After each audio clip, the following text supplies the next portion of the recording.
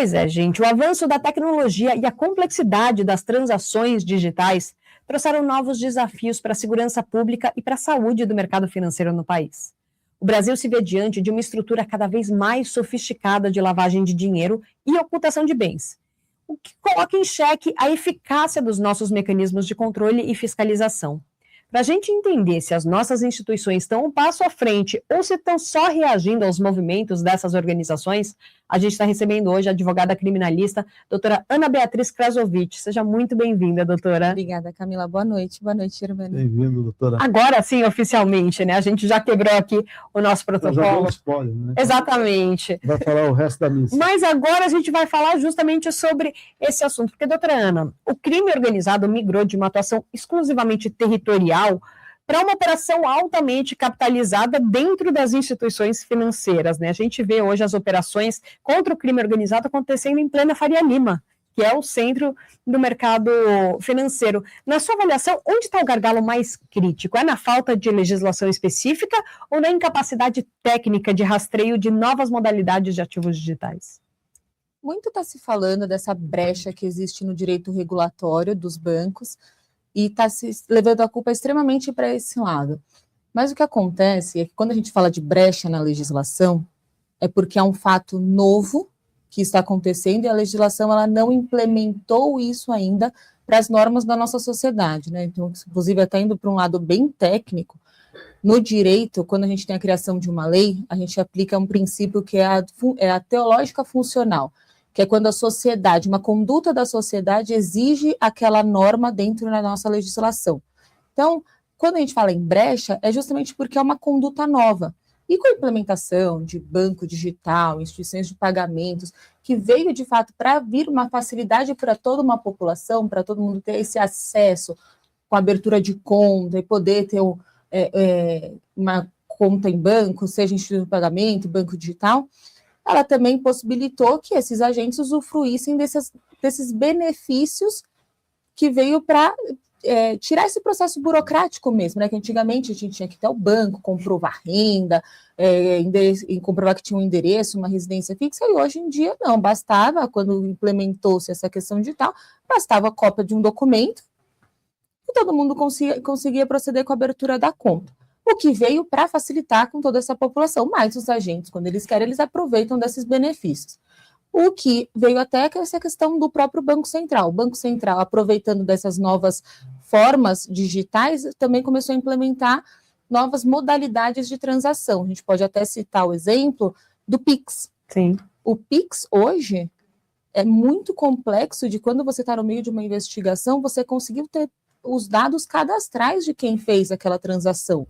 Então, o Banco Central, ele implementou essa forma do Pix, o chave aleatória, que ele não mostra os dados da pessoa, com o viés de proteger aquela pessoa que ia receber, porque às vezes não conseguia, tinha que passar o telefone ou o CPF, mas uma forma de blindar tanto quem ia receber quanto quem ia comprar.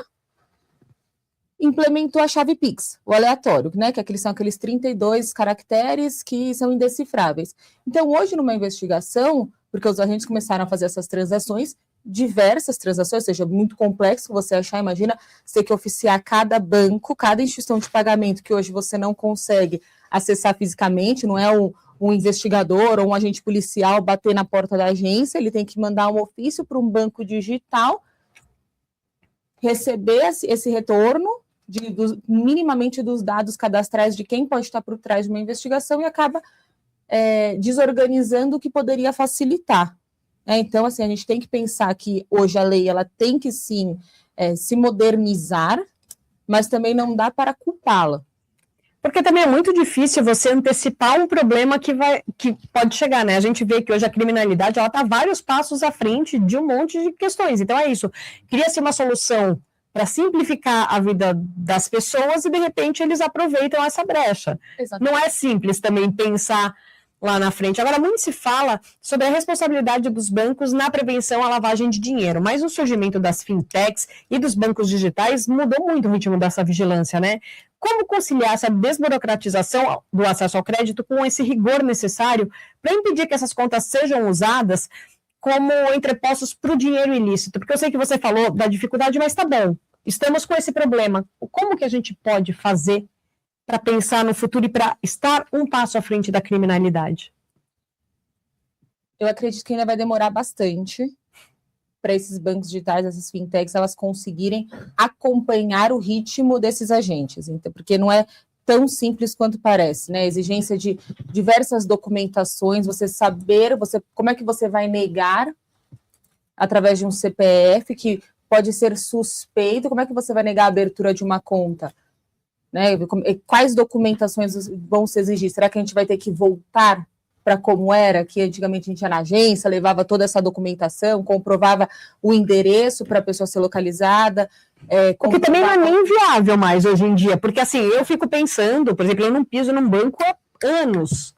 Por quê? Porque eu resolvo tudo online, eu resolvo pelo aplicativo, eu resolvo pelo aplicativo no computador, pelo aplicativo no celular. Se voltar ao que era antes, volta, assim, é uma regressão absurda. Acaba sendo um retrocesso. O problema é que quando implementou-se tudo isso, de fato, bastasse a foto de um documento. Então, você era assaltada. Pegavam na sua bolsa a cópia do seu RG. Tirava uma foto e conseguia abrir uma conta no seu nome. Já tinha o seu CPF, o nome, não precisava apresentar mais nada. Aí implementou, começar a exigir a selfie como prova de vida. Começaram a apresentar até foto de morto. Aí depois a selfie que tinha que fazer a movimentação. Então, a gente, na verdade, os bancos, né, e as instituições de pagamento, elas foram se adaptando de acordo com os criminosos, do que era implementado. Então, assim, realmente, o que veio para facilitar, não tinha como prever esse resultado, mas o problema é que foi muito fácil esse acesso. E aí, muito mais fácil para capitanear. Hoje em dia, essas operações, né, essas de lavagem, dessa movimentação financeira das organizações criminosas, o próprio nome diz, organizações criminosas, elas são organizadas, elas são estruturadas, elas, quando a gente não fala com pessoas que são... que elas não sabem o que elas estão fazendo, elas sabem muito bem o que estão fazendo. Então, elas realmente se aproveitaram tanto que hoje está mais difícil de contornar. Diz que é o próprio caso do Banco Master. Sim. A gente precisa ver como é que vai ser o contorno dessa situação, porque os desdobramentos, eu falo, isso vai se arrastar. Vai. E vai trazer consequências muito sérias para o nosso país. Falando em Banco Master, doutora, a minha pergunta é exatamente sobre isso. O ex-dono do Banco Master, né, o Daniel Vorcaro, ele está chegando, inclusive, a cogitar de fazer delação premiada. Tá? O ex-advogado dele, porque ele deixou o caso, né, o Alfredo Vard, porque ele não concorda com delação, então está saindo.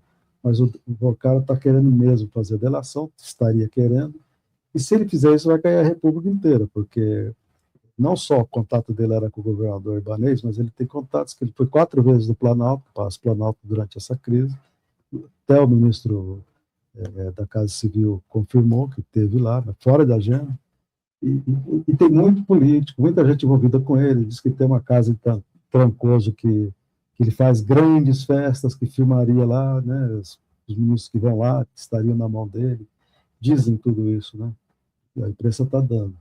Então, nesse caso, não vai cair só ministro do STF, que ele estaria protegendo ele, segundo a imprensa tem dado, né, que ele teria lá vários bens em nome de familiares, mas que, na verdade, seria, né, de um ministro. Agora, você acha que, se ele fizer uma delação premiada, ele está fazendo, como também aconteceu na Lava Jato, e no próprio tenente-coronel, né, do Bolsonaro, Mauro Cid, que eles acabaram pegando penas baixíssimas, né, os delatores.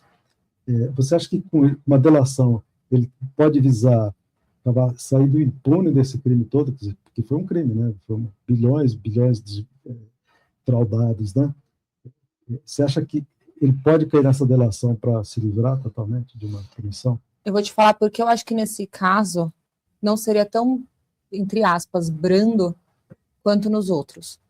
Porque vai abalar, como já abalou, todo o sistema financeiro do nosso país. Isso vai causar uma revolta que a gente ainda não consegue nem ter uma dimensão de como vai ser. Então, por isso, eu acredito que ainda que ele faça, porque também tem que lembrar que a história da delação do Mauro Cid, ela trouxe muita insegurança jurídica para esse instituto da delação. Então, hoje, O advogado ele tem que avaliar tão bem quando ele vai fazer, confiar na delação, que ele poderia ter arriscado tudo. O Mauro Cid fez aquela delação e ficou discutindo a validade e perdeu toda a segurança jurídica que tinha esse instituto. Mas, com certeza, se ele fizer, não vai ser tão branda, porque vai abalar o sistema financeiro de todo o país. Falando em abalar o sistema financeiro, quer dizer, o Banco Master quebrou e deixou um rombo de 40 bilhões. O Banco Will, que é um banco digital, também deixou um rombo de 15 bilhões, só isso são 55 bilhões. Dinheiro que o fundo garantidor, né, vai reembolsar, mas como eles garantem, o fundo garantidor só cobra aquele limite de 250 mil por CPF, dá para imaginar que muita gente não vai receber o dinheiro aí. E quem for não receber dinheiro por uma razão ou outra, essa pessoa pode recorrer à justiça e há alguma certeza que ele venha a receber, ou pode ficar anos se arrastando isso para receber esse dinheiro? Ele não só pode, como deve, recorrer à justiça. O problema é quem vai pagar? Da onde vai surgir esse dinheiro? Vai gerar uma crise não só no sistema, por isso que acredito, até retornando àquele ponto que não, a pena, eventualmente, né, não vai ser tão branda, porque isso vai gerar uma crise, a população toda vai querer receber, né? Vai ficar revoltada. Não vai ser uma questão como só política, como a outra delação trouxe, que assim, temos dois lados e dois grupos, mas não interfere no bolso. Quando interfere no bolso da população, e um valor desse que não vai dar para ser recuperado, o abalo vai ser muito grande. Uma crise no sistema, né? Financeiro. Uma crise no sistema financeiro e uma crise na nossa população. O Brasil vai se abalar. Olha, pesado isso, né? Bom, para você que está chegando agora, a gente está conversando com a advogada criminalista, a doutora Ana Beatriz Krasovitch, sobre os desafios do enfrentamento ao crime organizado no sistema financeiro. Doutora, a cooperação internacional é decisiva quando o dinheiro sai das nossas fronteiras, né? O Brasil hoje é visto como um parceiro confiável nas redes mundiais de combate ao terrorismo e ao tráfico, ou nós ainda somos considerados um ambiente de alto risco para a evasão de divisas?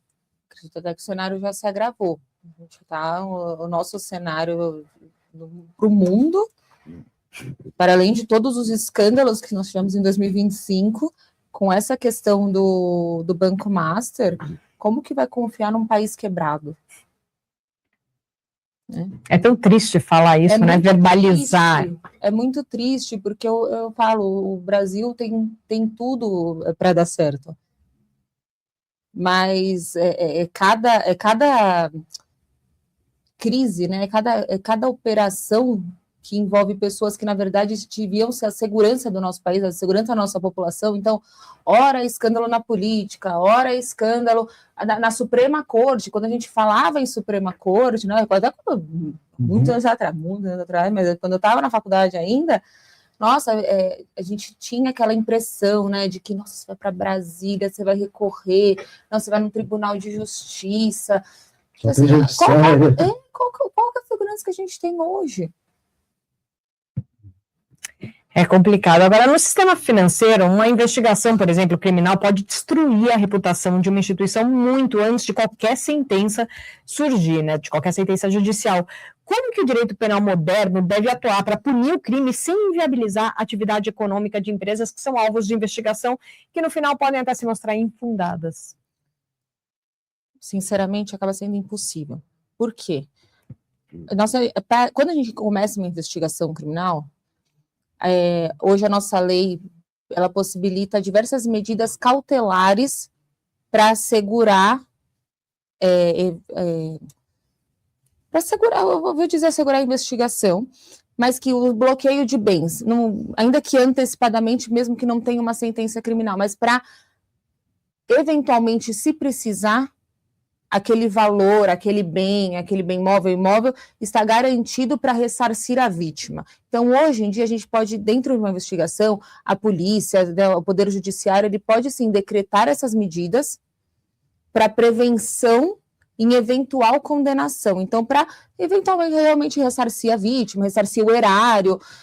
Então, é muito difícil não relacionar a imagem do banco, ainda mais do banco, e ainda com esse valor, ainda que na fase de investigação, suponha que lá ele seja absolvido. todo mundo seja absolvido, nunca mais vai voltar a operar como antes. Eu acho que as redes sociais têm um papel fundamental nesse sentido, né? Porque antigamente saía uma notícia, mas muita gente não se informava pelos jornais impressos, não acompanhava direito na televisão. Hoje em dia se fala sobre tudo nas redes sociais o tempo todo. Então isso acaba dando um nível ainda maior de relevância para as notícias quando saem, né? E as pessoas muitas vezes acabam criando conceitos por informações incompletas. Eu acho que a gente fala muito sobre isso em cursos de comunicação e tudo mais, que as pessoas estão se informando com trechos de informações. Isso é complicado, judicialmente falando, se você pega, por exemplo, um caso que acontece de já existir todo um julgamento da sociedade e depois você fala, tá, e agora, o que eu faço com esse cliente que não era culpado? Muito, muito. O problema, inclusive a nossa lei, ela diz, o juiz não pode fundamentar a decisão, eu vou até usar o exemplo da prisão, a prisão preventiva, que é antes da condenação, é logo no início.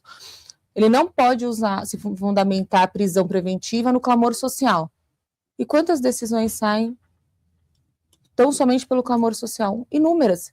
Aí você vai recorrer para o tribunal, para Brasília, mas até então a pessoa está presa, o próprio juiz o fez. Aí o que acontece? Às vezes uma cidade do interior, toda a cidade já sabe o que está acontecendo. Tem que pedir, tem que entrar com pedido de desaforamento para trazer o processo para a capital, onde ele não é envenenado, porque ele é linchado. O próprio advogado é linchado, porque ele já está envenenado, então tem que trazer para a capital para ele ser julgado aqui, porque a pessoa ela não tem um nome, ela tem que ser um processo. Só que naquela comarca, naquela cidade, ela é um nome. E ela é um nome que, eventualmente, ela pode ser... Eu já tive caso, assim. Eu tive um caso de júri que comprovou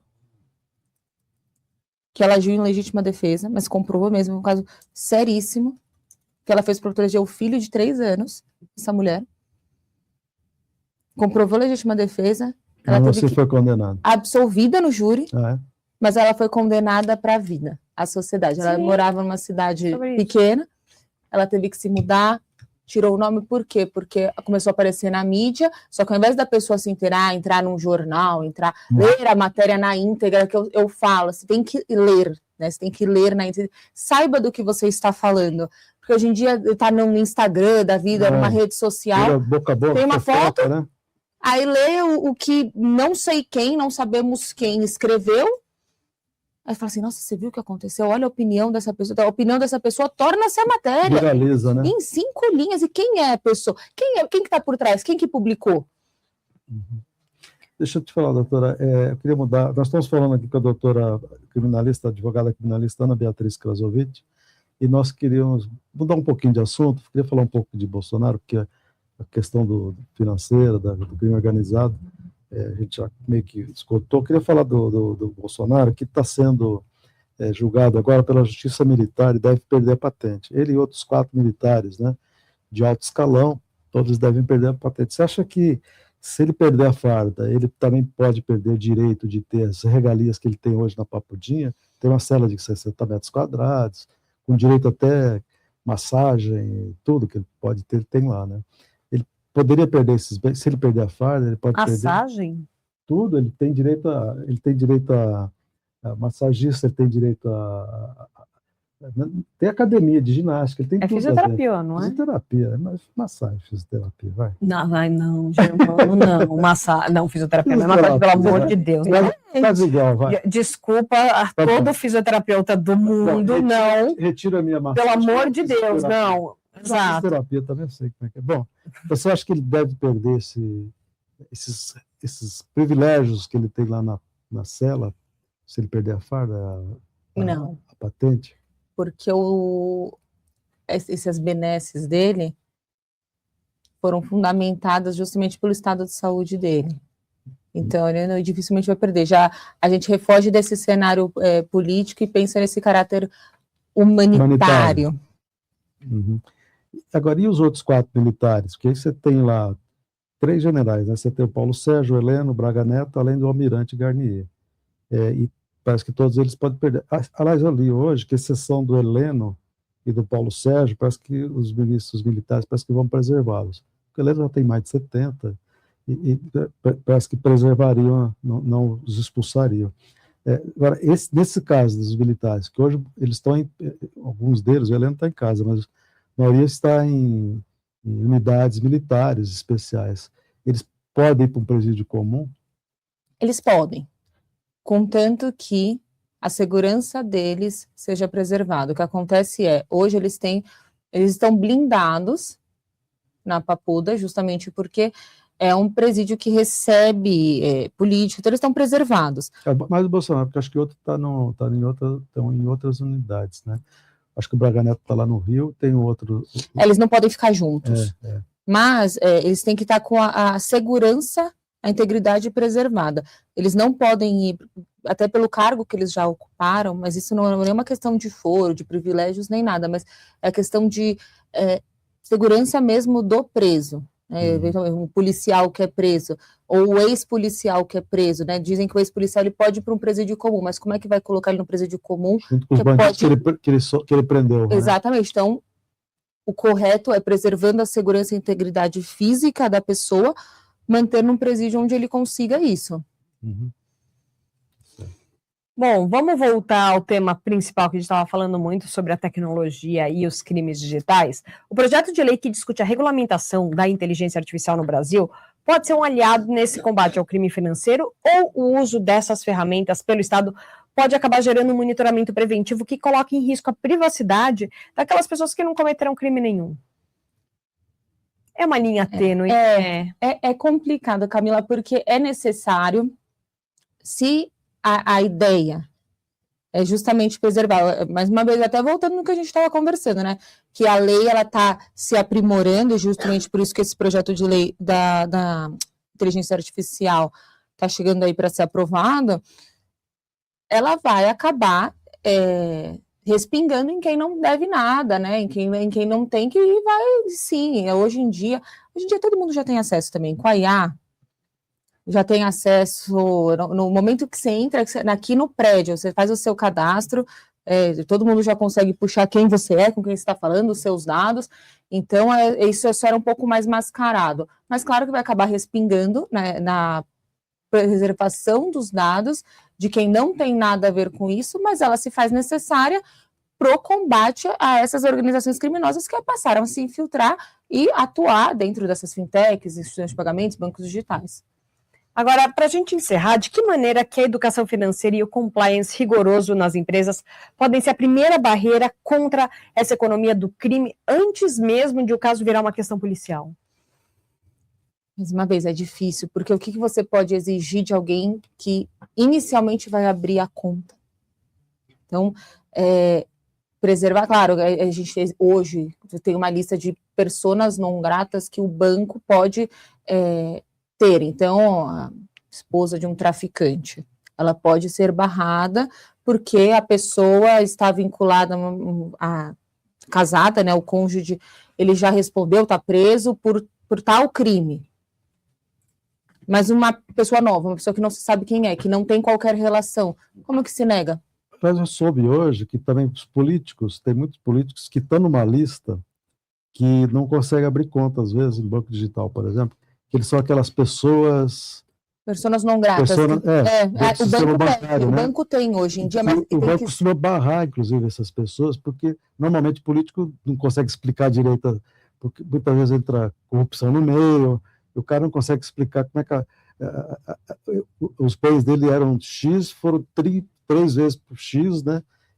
E cai no banco, o banco fica desconfiado que você pode estar fazendo alguma... E o problema que o banco enfrenta é que essa lista, na verdade, ela não pode ser divulgada, você não pode justificar e barrar a pessoa porque ela consta nessa lista. Essa lista está guardada numa gaveta.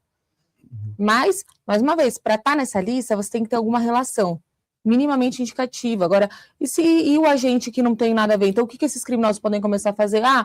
Então, o Germano tem uma ficha limpa e tudo, eu vou trazer ele e ele abre. Eu não vou barrar o Germano. O que o Germano tem? Qual que é a relação dele? Aí começa a me usar como laranja, né? Que é o que muita gente Exatamente. faz, né? Não é fácil. Agora, eu acho que muito do que a gente discute hoje em dia, precisa começar da base, precisa começar da educação. E trazendo isso um pouco mais para o universo, a gente traz aqui sempre pessoas super competentes nas suas áreas, mas a doutora Ana Beatriz Krasovitch também é uma excelente mãe, tem um filho incrível. Eu queria que você falasse um pouquinho sobre como é criar uma geração agora, pensando nesse... Peraí que eu já vou chamá-lo, já vou chamá-lo. Pensando no futuro, pensando em o que vai acontecer no futuro. Por que isso? Porque está o tempo todo tudo mudando, tudo se mexendo. Como é que é para você criar o Henry em meio a todo esse ambiente louco que a gente vive hoje, doutora? Eu acho que não só pela minha profissão e pela profissão do meu pai, né? Eu tenho muito receio hoje desse avanço tecnológico.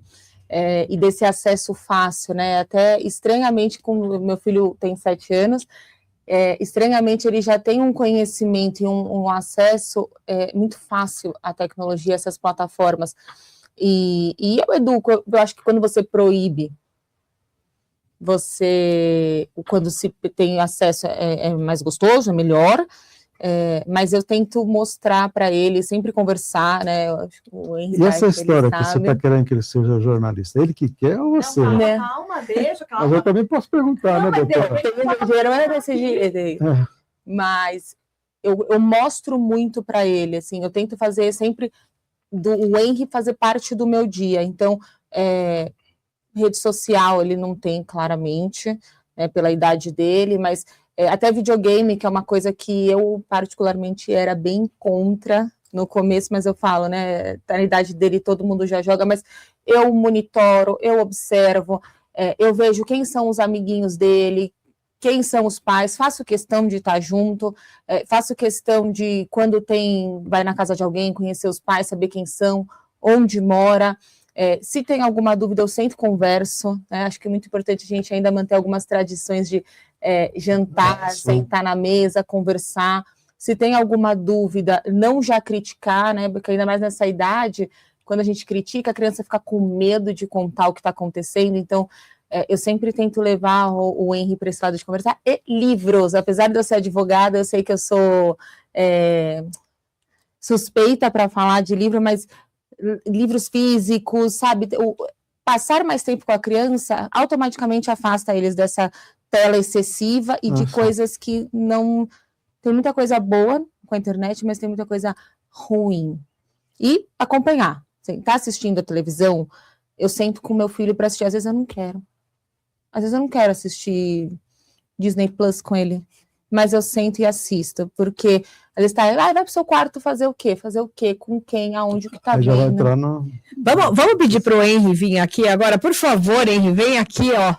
Uma salva de palmas para Henry. Vem aqui, seja muito bem. Não, vem aqui. Imagina, Germano, pode ficar. Ó, já tô aqui com o microfone. Me conta uma coisa, Henry. Você já sabe o que você quer ser quando você crescer?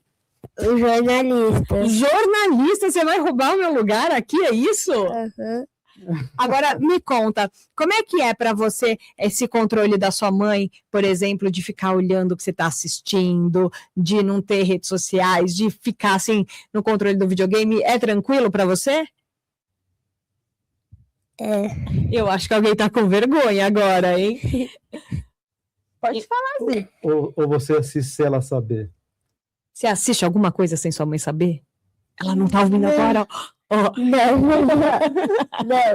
Não, você fica comportadinho? Sim. Porque você entende que isso é importante para você também, né? Aham.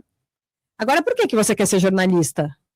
Eu disse que você aparece na TV porque é muito legal e você fala na TV. Você gosta de falar na TV? Gosto. E me conta, o que você mais gosta de assistir e de jogar? Ai, derrubei o microfone, peraí. Ups, derrubei. O que você mais gosta de assistir na TV e de jogar? Assistir Stranger Things. Você assiste Stranger Things? Não é muito violento pra você, não? Não, é sobre ficção científica, já terminei. Nossa, o que você achou do final de Stranger Things? A minha mãe não gostou, mas eu gostei um pouquinho, que foi bem emocionante que eles mataram o Vecna. Mataram. Agora me fala uma coisa, ó, vira pra aquela câmera. Você acha que a Eleven tá viva ou você acha que a Eleven morreu? Eu acho que ela é da vida, porque ela é muito poderosa. Ela é muito poderosa, mas tudo aquilo que ela fez que parece que ela morreu quando ele... Ó, gente, é spoiler, desculpa, eu esqueci de avisar isso antes. Mas quando ela tá lá no portal, o portal tá quase fechando, ela tá fazendo a mágica dela. Você acha que aquilo ali foi só ela fingindo que estava morta? É por causa que ela pode ser que criou um mundo paralelo e um mundo melhor. Olha, sensacional. Germano, fica à vontade para fazer a pergunta aqui para o Henry, ó. Vira lá Então, pro tio. deixa eu te falar. Você está indo bem na escola? Você estuda bem? Não senti firmeza nesse tom. Estudo. Mas é muito puxada o ensino lá, eles te exigem muito? Não. Você também tem lá uns horários para esportes? Também tem? Tenho. E o que você gosta mais de fazer de esportes lá? Futebol, né? Futebol? Futebol. Quem é seu jogador favorito? Cristiano Ronaldo. Sabia, hein? Você acha que ele vai fazer 1000 gols? Acho. É? Tá perto de fazer, você acha? Tá uns 985. É? E aqui no Brasil, você torce para quem? São Paulo. Poxa, é mais um São Paulino aqui. Acho que a sua mãe também é São Paulina, né? Uhum. Qual o nome do nosso cachorro? Caleri. Mentira que você tem um Caleri em casa. É? Toca no Caleri que é gol? Também funciona assim na sua casa? Aham. Que bom. Então, você sabe que tem jogo de São Paulo, acho que contra o Santos, né? Quanto que vai ser o jogo hoje? 2-0 São Paulo. E quem que vai fazer os gols? 2 no Tapia. Do Tapia? É mesmo? Eu pensei que fosse Gabigol o Caleri. tá sem moral. O Gabigol não vai fazer nenhum, então. É, por causa que o Gabigol é ruim. Então tá bom. Agora me conta uma coisa, a gente tá em ano de Copa do Mundo, Henry. Como é que você acha que o Brasil vai se sair nessa Copa do Mundo? Eu acho que ele vai enfrentar a Espanha na final. Vai ser Brasil e Espanha na final. Quem que vai levar? O Brasil, né? Vai ser Hexa. Agora eu senti confiança que o Hexa vem. Senti O firmeza. Hexa vai vir. E o que Mas você... desculpa. Mas eu acho que o Brasil primeiro nas oitavas vai pegar Japão, nas semi-quartas vai pegar a Noruega, aí nas quartas de final a Inglaterra, na semifinal a Argentina e na final a Espanha, né? Então, o Messi não é nada, então. Vai ser... Messi, quem é Messi, né? O Messi, tipo, ele vai ter machucado no jogo com Portugal. Meu Deus, você já tá prevendo uma lesão pro Messi. Oi. Aí o Brasil tem mais chance de ganhar com o Vini Júnior. Vini Júnior vai brilhar esse ano. E você acha que o Neymar vai ser convocado pra Copa? Eu acho que... Eu não sei. É do Carlos Ancelotti a decisão. Olha só. E se fosse você o técnico da seleção brasileira, quem que você convocaria? Eu acho que eu convocaria... Caleri? Não, Caleri não. Não pode, ele é da Argentina. Eu convocaria o Neymar, por causa que eles são os dois melhores jogadores da seleção brasileira, Vini Júnior e Neymar. Mas o Neymar vive machucado, mas ele vive. Mas eu colocaria, tipo, nas oitavas, eu decido, tipo, ele entrar só no finalzinho do segundo tempo. Tá bom, então. Eu acho Vou fazer justo, gol eu no acho finalzinho, justíssimo. Mas você gostaria, se o Caleri não fosse argentino, que o Caleri jogasse pela seleção brasileira? Na fase de grupos, já que no jogo contra Marrocos eu não deixava ele jogar, mas com, tipo, Escócia e Haiti, porque são as seleções mais fáceis. Olha, os 3 jogos são 2-1 Brasil em cima do Marrocos, 4-0 em cima da Escócia e 7-0 no Haiti. 7-0. Meu Deus, 7-0. Agora me fala uma coisa, já vi que você manja muito de série, já vi que você manja muito de futebol, política você não gosta, né? Eu nem sei o que é política. Maravilhoso. Eu nem queira saber, viu? Olha, é uma coisa complicada, viu, Henry? Mas, muitíssimo obrigada pela sua entrevista. Olha, eu derrubando de novo o microfone. Muitíssimo obrigada pela sua entrevista. Eu espero que você tenha razão, que o Brasil, que o Hexa venha contra a Espanha na final, que o Brasil brilhe, que tenha Neymar, que tenha Vini Júnior, que o Caleri nem apareça nessa Copa e que o Messi nem apareça, que a gente leve o Hexa. Manda um recado aí para a seleção brasileira de 2026. Se a seleção brasileira estiver assistindo, mande tudo com tudo. Vamos ganhar o Hexa. Arrasou, uma salva de palmas. Muitíssimo obrigada, hein? Você tem que Ana, puxar, hein? Sensacional o seu filho, hein? Parabéns, que incrível. Fala super bem, vai ser um excelente jornalista. Você viu, né? Pois é.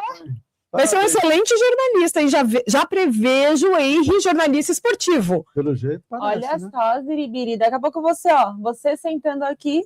A gente vai te chamar aqui, quando Germano, chegar ok? a Copa, a gente chama você aqui para você discutir a seleção, tá bom? Você vem aqui comentar a seleção com a gente, Henry? Então tá bom. Quero só ver.